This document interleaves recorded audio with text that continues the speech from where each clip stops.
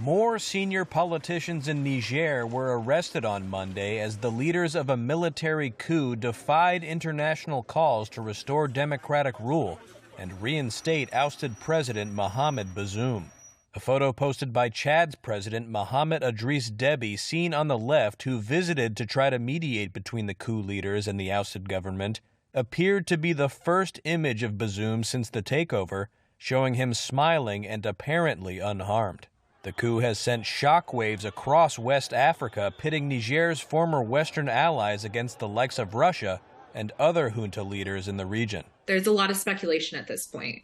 Annalise Bernard, the director of Strategic Stabilization Advisors, formerly with the State Department in Niger, says there are several theories and rumors for why the coup is happening now, but that military coups are not new to the region. There's a lot of people talking about how this is Nigerians trying to throw off the yoke of their former colonial ties to France and trying to kick out other Westerners.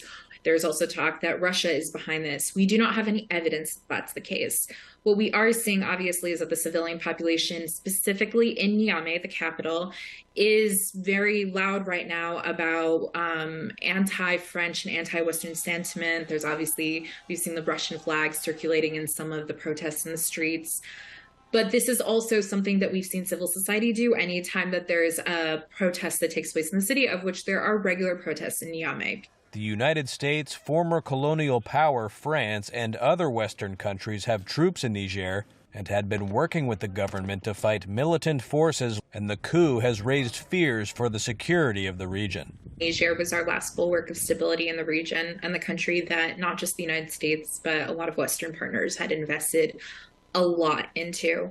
And if Russia does get involved in this one, it undermines, let alone fully dislodges, Western efforts and certainly alliances across the entire Sahel belt. And that is really significant. It was very hard, obviously, when that came true in Mali and seems to be coming true in Burkina Faso as well. But Niger seems like the last, bulwark of stability before we lost all contact with that entire region. And there's a sense, obviously, within Washington that, if Russia is present, it's a very binary relationship. There cannot be a presence of the United States there when Russia's there.